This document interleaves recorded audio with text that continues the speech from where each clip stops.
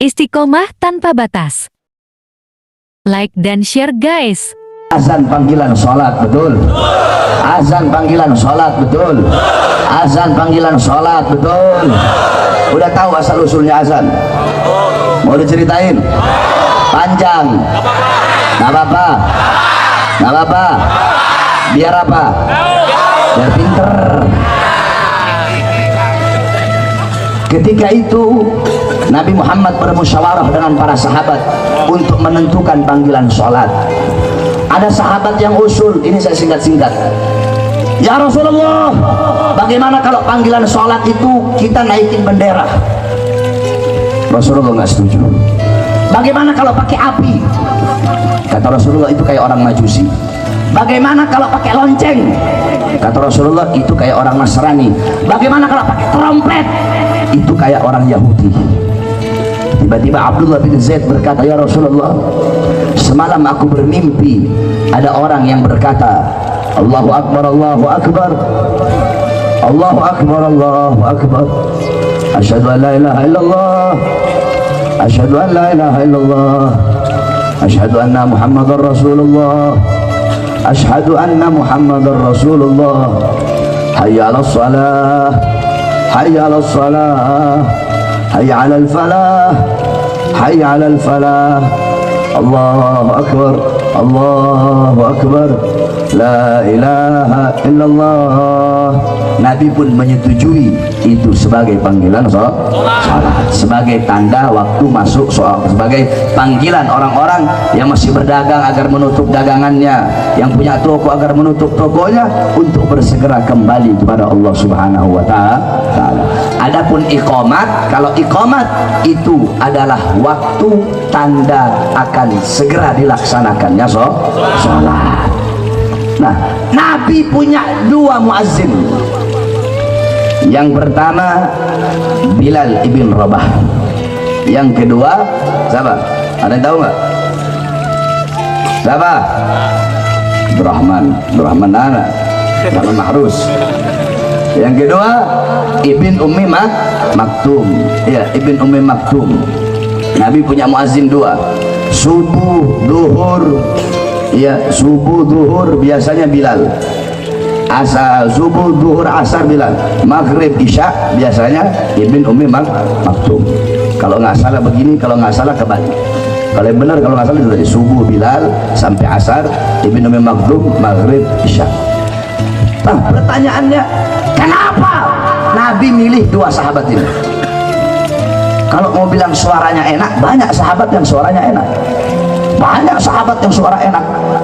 Kenapa Nabi pilih Bilal ibn Rabah dan Ibn Ummi Maktum?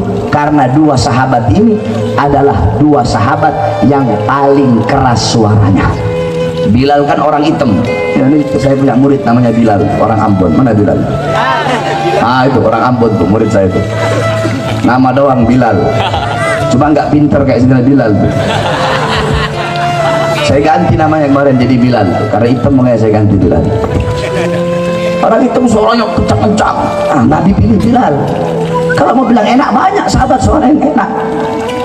Jadi maksudnya apa? Agar suaranya kencang, agar terdengar oleh orang, agar terdengar di setiap pelosok-pelosok, agar terdengar di telinga-telinga orang yang tidak mau mendengarkan azan.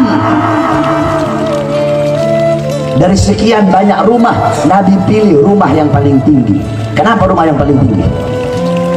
Jawab. Biar jelas suaranya. Rumah pendek, tempat kalau pendek sama tempat tinggi, yang lebih kenceng suaranya tempat yang mana? Yang mana? Yang mana? Berarti Nabi memerintahkan itu tanda bahwasanya azan harus kenceng atau pelan? Kenceng atau pelan? Keras atau pelan? Keras atau pelan? Agar suara terdengar. Makanya Nabi pilih rumah yang paling tinggi sebagai tempat azan, saudara-saudara. Sudah dikatakan dalam hadis, idza hadaratis shalah falyu'adzin lakum ahadukum. Apabila telah datang waktu salat, maka hendaklah salah satu dari kalian itu melakukan azan untuk sesama kalian. Idza nudiya lis-shalah, ketika ada panggilan salat, ketika ada panggilan salat, maksudnya apa? Ketika azan dikumandangkan, adbar syaitan, setan lari terbirit-birit sampai terkentut-kentut. Itu setan kalau dia dengar suara azan. Berarti kalau nggak suka suara azan berarti apa? Kalau yang mau suara azan kecil berarti apa? Kalau pejabatnya suka pengen yang ngecilin volume azan, pejabat apa? Pejabat apa? Pejabat apa? Pejabat apa? Kalau ada ustadz, kiai, habib suka volume azan kecil biar gak kedengeran suaranya, berarti mereka itu siapa? Mereka itu siapa? Mereka itu siapa? Saudara-saudara, kalau ente nggak suka dengar suara azan, nggak suka dengar suara toa, ya jangan tinggal samping masjid, tinggal di hutan, betul, tinggal di kuburan, betul, tinggal di apartemen, betul. Bukan suara azan yang dikecilin, ini syiar Islam. Oleh karenanya hati-hati saudara-saudara. Sekarang volume azan dikecilin. Kemarin si Yusuf Kalla udah ngomong itu, nah yang satu itu bahwasanya suara azan itu harus dikecilin karena mengganggu. Saya tanya, kalau azan mengganggu, apa dangdut ganggu tidak?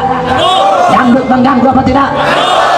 Kalau kamu tidak suka dengan kebisingan kendaraan, jangan tinggal di pinggir jalan, betul. Kalau nggak suka dengan suara ombak, jangan tinggal di pinggir pantai, betul. Kalau nggak suka suara burung, suara monyet, jangan tinggal di tengah hutan, betul. Kalau nggak suka suara azan, jangan tinggal di pinggir masjid, jangan tinggal pinggir musola, tinggal sana di buah apa di tempat Cina-Cina sana, atau nggak pindah ke Amerika sana yang jarang ada suara azan. Di tempat-tempat orang-orang kafir saja masih terdengar suara azan. Ini Indonesia, negara yang mayoritas Islam, kok azan mau dilarang, kok suara azan mau dikecilin. Kami para pemuda-pemuda Islam tidak akan pernah kami biarkan pemerintah mengecilkan volume azan. Sekarang dikecilin, besok toanya dicopot, besok toa dicopot, besok masjidnya ditutup. Oleh karenanya kami bersumpah, kami Allah, kalau sampai suara azan akan dikecilkan oleh pemerintah atau toa akan dilarang, maka panggilan hayya ala sholat akan kami ganti hayya ala jihad. Saya tanya, kalau sampai azan dilarang, siap perang? Siap perang? Kamu lihat saja nanti. Kalau memang betul azan dilarang, ya Allah, kamu saya ini orang, kalau ngomong saudara-saudara, saya orang yang tidak takut dengan siapapun kecuali Allah dan orang-orang yang takut kepada Allah. Saya takut sama Allah dan saya takut kepada orang-orang yang takut kepada Allah Subhanahu wa taala. Oleh karenanya saya sampaikan kepada kamu semua, kalau sampai besok-besok azan dikecilin, besok-besok azan dilarang, tapi Allah, saya yang akan pimpin perangnya, saudara-saudara. Siap berperang. Kalau sampai azan dilarang, siap berdarah, siap hancur, siap binasa. Allahu Akbar, Allahu Akbar, Allahu Akbar. Di sini masjid ada berapa? Yang dekat, paling dekat dari sini ada berapa? Ada dua. Mana? Belakang ada musola. Speakernya ada berapa? Ada berapa? 4. Besok tambah 4, bikin 8 speakernya. Saya yang suruh pasang. Kalau ada yang komplain, datengin. Kenapa? Nggak suka dengan suara azan, pindah. Betul? Tambahin ya, sabar pengurus musola masjidnya, tambahin speaker masjid. Semakin mereka larang kecilkan, semakin besarkan. Semakin mereka bungkam, semakin teriakan kebenaran. Oleh karena kita doakan agar Allah kasih kita pemimpin yang baik, pemimpin yang adil, pemimpin yang tidak merugikan Islam, merugikan ulama, yang bisa menghormati hukum-hukum Islam, syariat-syariat Islam, seorang ulama yang meletakkan ayat-ayat suci. Setelah menyaksikan video ini, jangan lupa bersolawat kepada baginda Nabi Muhammad. Shollu ala Nabi Muhammad. Allahumma sholli alaihi wa ala ali. Jangan lupa subscribe-nya guys.